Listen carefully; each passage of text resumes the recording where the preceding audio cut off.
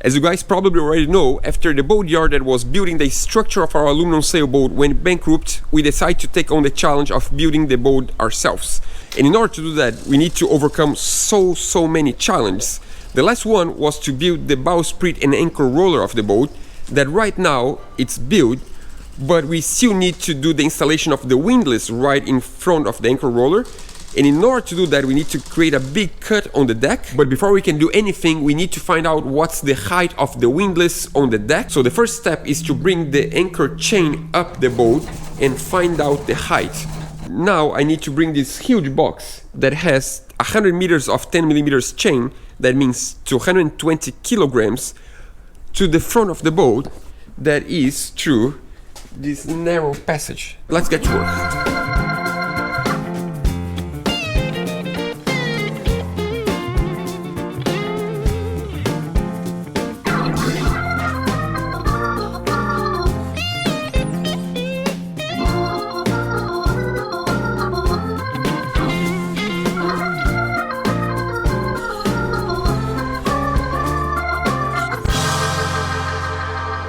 So many times we get the question, why did you decide to build the boat in Europe? The truth is, in Europe there is so much industry related to boat that's one of the things I really like. This chain, for example, was made in Germany by a company called Kitten Wilder, and they produce all kinds of stainless steel chains under the name Cromox, and they're just amazing. They have all different kinds. This is grade 60, so if you're in the market looking for a new stainless steel chain, I'm going to leave in the description of this video the link for their website, and you're going to see all the options. A lot of people might think that that's the wrong choice, that we are going to have a stainless steel chain on an aluminum boat. You probably know that aluminum and stainless steel, they're not really good friends. There's a lot of problem with corrosion and electrolysis if you have different metals, dissimilar metals, and salt water together. To be honest, I was one of you guys a few months ago, and I put a lot of thought into this, and I realized that this is actually the best choice for an aluminum boat. So the long story short is that stainless steel is worse to aluminum than galvanized steel, carbon steel. Yes, it is, but when galvanized steel is actually galvanized and it's actually not rusted. The problem is there is no chain made out of galvanized steel that it lasts forever galvanized. Eventually the galvanization runs off, and eventually you have flakes of corrosion falling off the chain, and that means eventually you're going to have a chain locker full of carbon dust, and that's also really bad for aluminum. Stainless steel, if it's in contact with aluminum, it's really bad, yes, but it doesn't flake off. That means it's much easier to isolate. So the idea is you're going to have a completely anchored system that is isolated from the boat. The anchor roller is made out of a non-metallic part that is intended to isolate the chain from the boat. The windlass is also going to be stainless steel, and it's going to be raised from the deck with another plate made out of the ring that is going to isolate the windlass from the deck. So that's pretty much the first reason why we decided to go with stainless steel, because it's going to be easier to isolate from the boat. So reason number two is because we could save 100 kilograms in the bow of the boat. If we went with a galvanized chain, we would have 12 millimeters chain that would weigh over 320 kilos.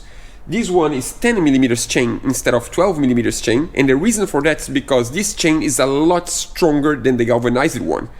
This is stronger than stainless steel 316 and 316L because this is 318LN duplex.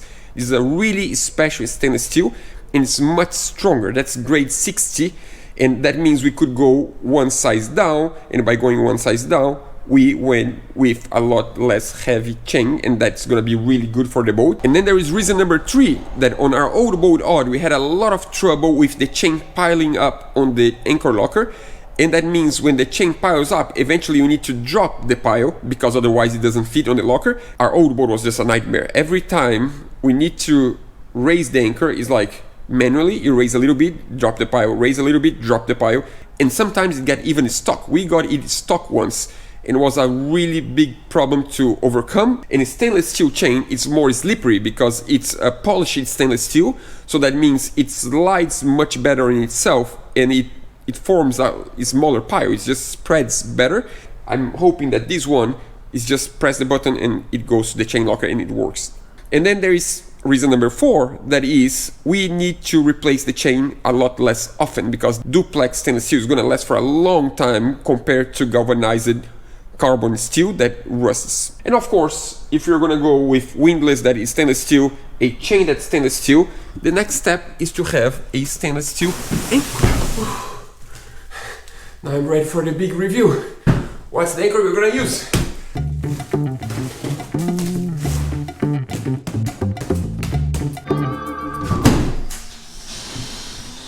They arrived just in time, exactly in the time to open the box.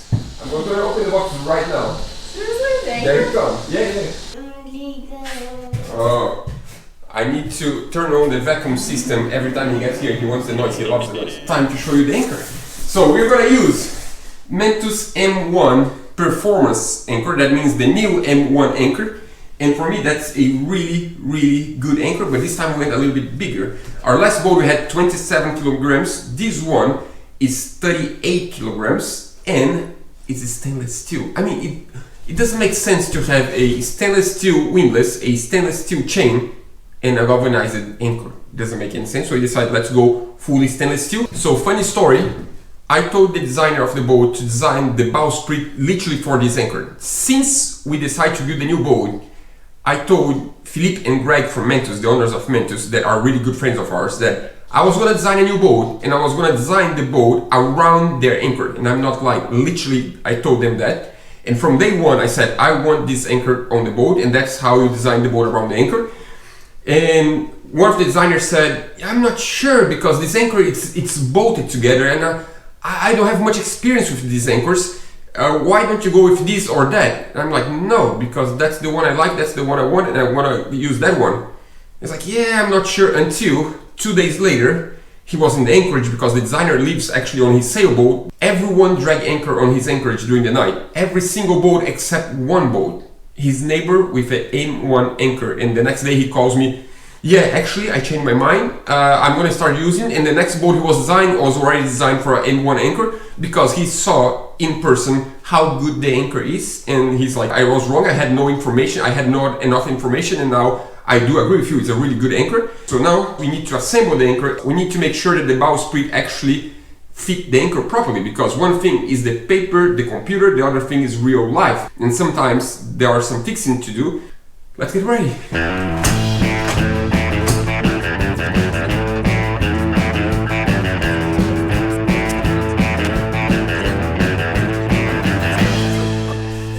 No. Building a boat's hard. Building a boat and having a baby, it's a little bit harder. We are going to clap our fingers. And I'm going to do it by myself again. Let's try again.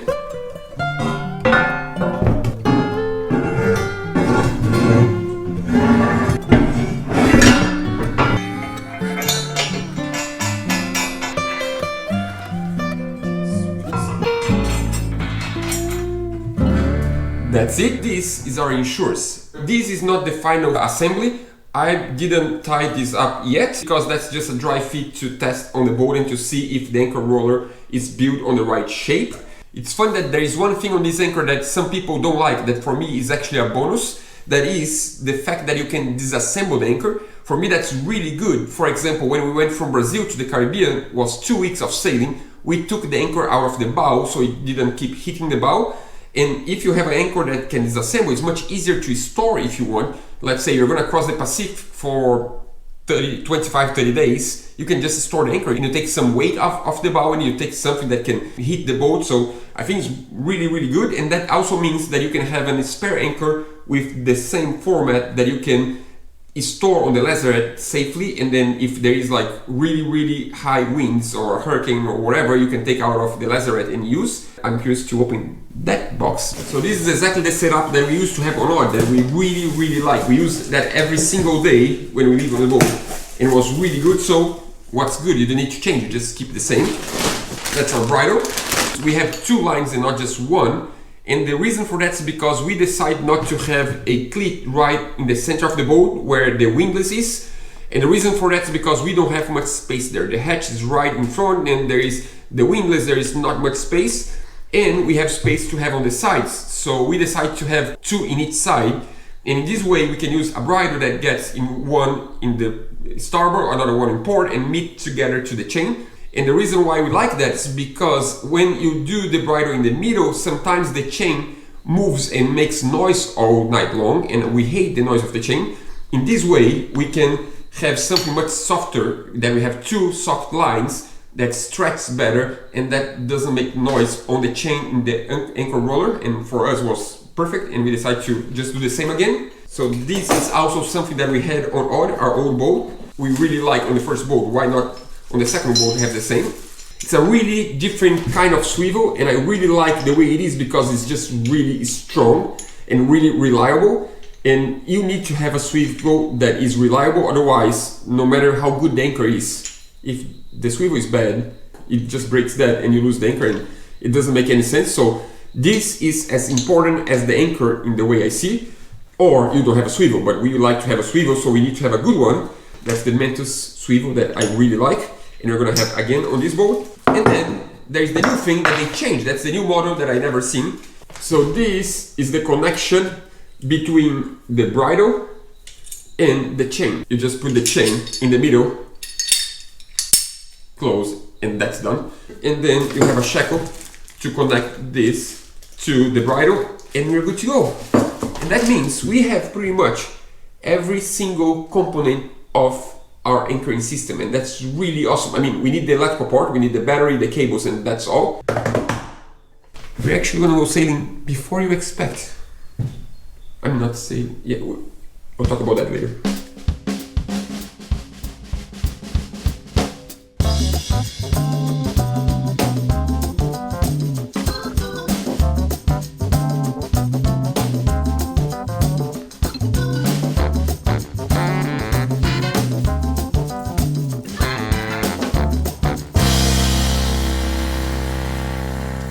So here you go, this is how big our pile of chain will be.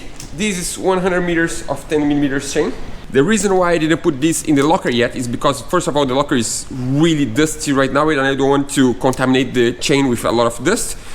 And second, because I need to isolate the aluminum. I don't want to touch the aluminum with the stainless steel. That's why I have a tarp here, just to protect.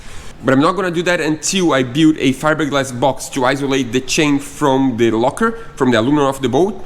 For now I just put the chain up the deck because I want to raise the anchor and I want to have the chain here so I can, you know, align the chain with the anchor and see where the windlass is gonna be located.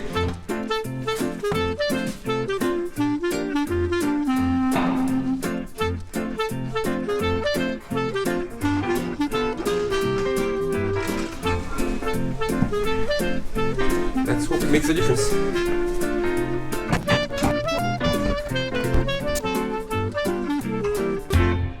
I did it! Of course it's not sitting right, it's not touching here, and the reason for that is because the windlass is not there, and when the windlass is there, it's not going to be pulling by this little hole, it's going to be pulling down to the windlass, so it kind of makes more sense.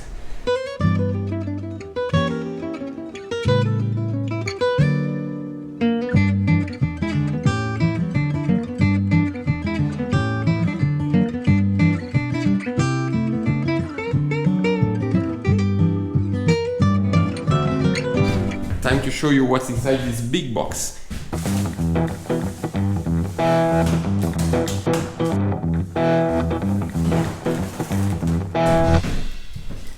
That's actually pretty heavy.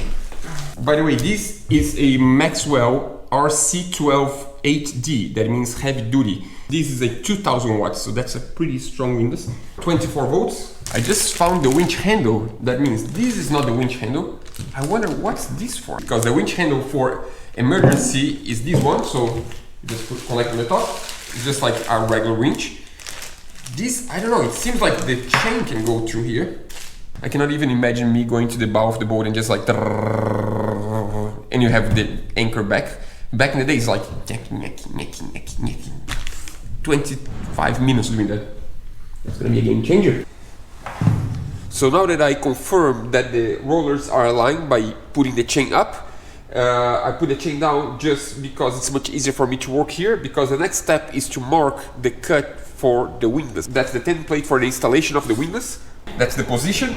The green line that is the laser is aligned with all the 3 rollers. The center of this big hole, it's measuring 24 centimeters from the beginning of the hatch. So in theory we are right, but of course theory and reality they not necessarily walk together. Our problem that we have here is that our bow locker is really small. Originally our anchor locker was going to be all the way in the mast, and we decided to bring it forward again, and it fits, but that means it needs to be precisely positioned, otherwise there won't be enough space for the motor of the windlass that is going to be installed in the diagonal, because you can choose the direction you want the motor to be, and the motor is going to be this way, and we have the bulkhead right here, so we need to work with this space. Now I'm going to just mark the centers.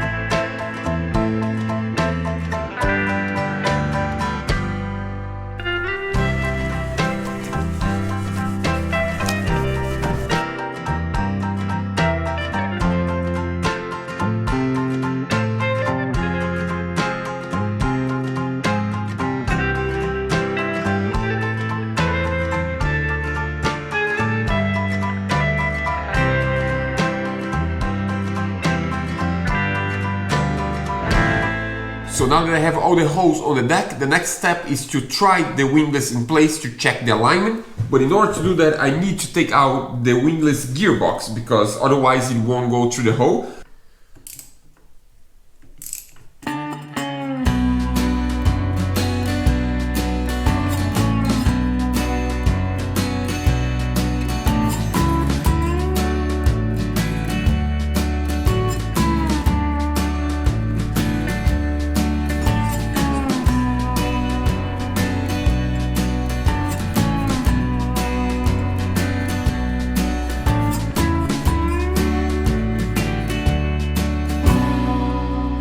Now that I have this part that's a lot lighter, I can see if the hole is big enough, and then we can go from there.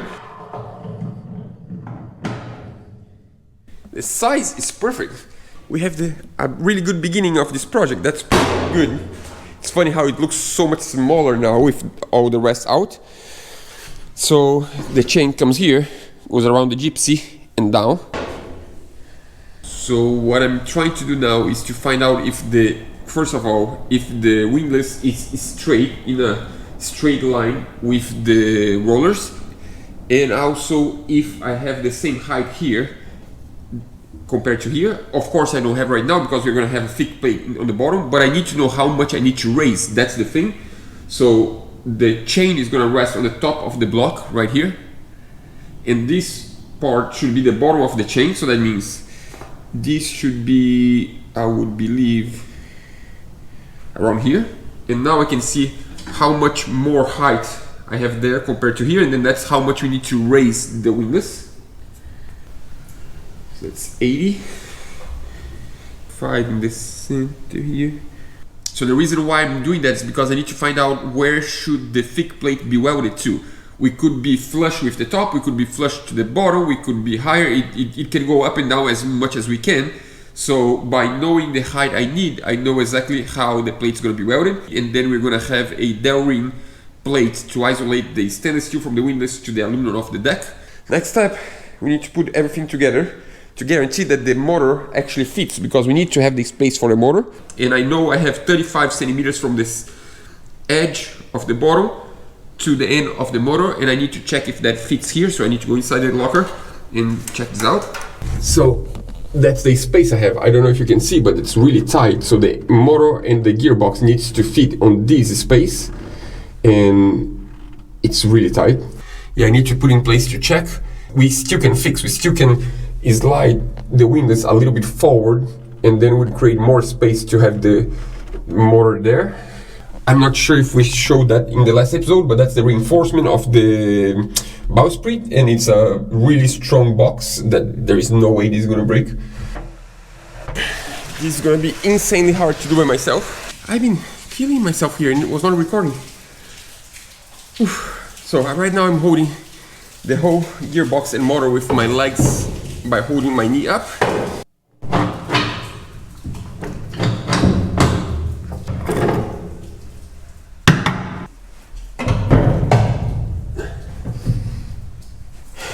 I'm tired, exhausted.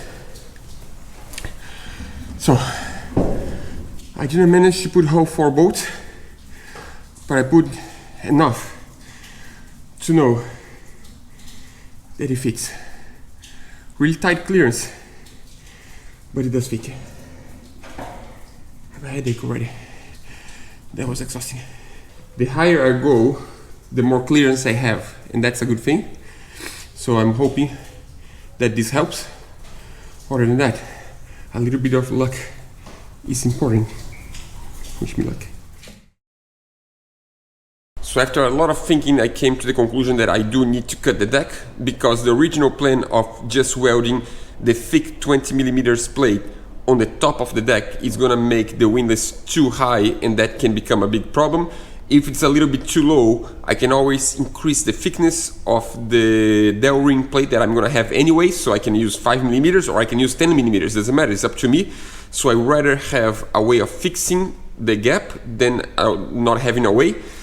But that means it's going to be a little bit harder to get the plate done, because otherwise I would just cut a double plate, put on top, Peter would weld, and that's it, done. Now we need to cut the deck, cut the right shape, and yeah, it is what it is. But on the other hand, I think it's going to be better, because we need also to reinforce the bottom. We need to have stringers on the bottom, otherwise we're going to put a lot of tension on the weld, because if we have a 20mm plate welded to a 6mm plate, the weld is going to be just the weak spot. So I want to have reinforcements connecting the plate to the bulkhead and to the side of the boat, and in this way it's going to be much easier to do it properly. But now I need to plan how big I want the plate, because I think we need to spread the load more, and that means we need to have a bigger shape, and it cannot be exactly on the shape of the windlass.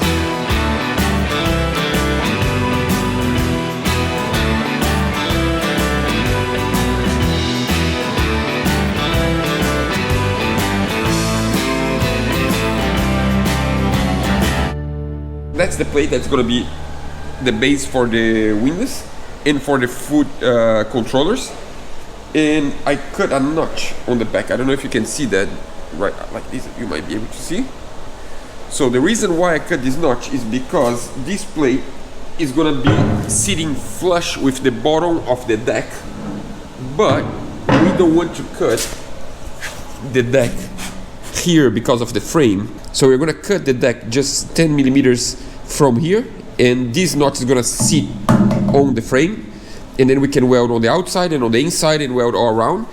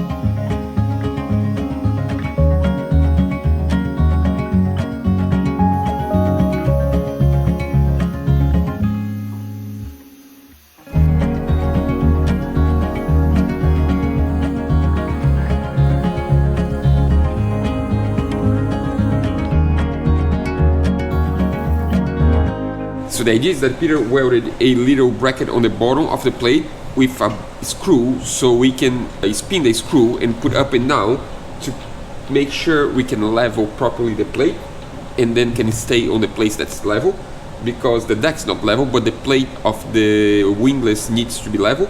So now we have a bevel box on the top, just measuring the angle, and he's screwing both screws until he gets to the right angle.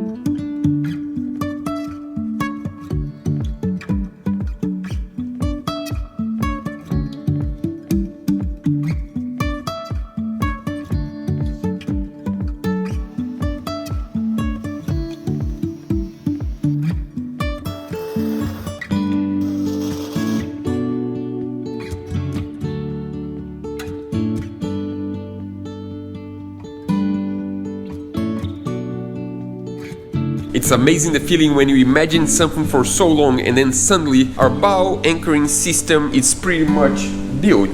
We wanted to finish the welds, and that was the most important thing because we need Peter to move on to other projects. Now he's with me. I need to do some grinding, I need to do some sanding, some more isolation. For example, I want to have a dowel ring plate here, dowel ring plate here, dowel ring plate all the way, because it's really important for us to isolate the stainless steel from the chain and from the anchor to the hull of the boat. And of course, I'm not going to leave something that if the chain is slacky, it can touch the aluminum. I want to have everything with dowel ring. That's a really good material because it's really strong and it's slippery, so that means the chain can slide really easy. Of course, we need to install the full windlass. Yeah, this is just a mock-up. As you can tell, we already had other projects around here this week, and that's another reason why I didn't have time to do the finishings. We've been working in parallel on 5 different projects on the last 2 weeks, and that means I have no time to do that right now. It's more important to help Peter to get the aluminum done, and we've been doing a lot. One more thing that we forgot to show is that we finally created the drainage for the chain locker. We need to have a way for the water to get out of the chain locker, and that's awesome. Yeah, this was a really long project, and for sure we could not have done that by ourselves. I really want to thank Peter, Robin, Cromox, Mantus Anchor and Vetus for supporting us. Without you guys, this video would not be possible. And of course, we appreciate every single one of you that have been watching and following our journey. And of course, a special thank you to all our patrons. Without you guys, we would probably not be here by now. We would probably have gave up already, and that means the world to us. But I don't think this should be always just about ourselves. There is a really cool project that I want to share with you guys that is not related to me, it's not related to wildlife, it's not even related to the boat, but it's a really cool thing. Alex, our good friend from Cromox, the company that produces the chain that we just installed, he has a private project that it's amazing. Him and his wife, they've been going to Africa for years now, and they started a school for kids from I think age 5 to 15 or something like that in Africa, and they've been doing that for years with their private money. Right now they have 65 kids studying on their school, but of course there is a limit on what they can do with their private money. So right now they're raising money to try to help more people, and there is a link on the description of this video that if you feel like you want to help someone, I strongly believe this is a genuine project and a real one, that it's actually helping real people in need. So I don't know, just go check it out. I think it's really cool, and we see you on the next one.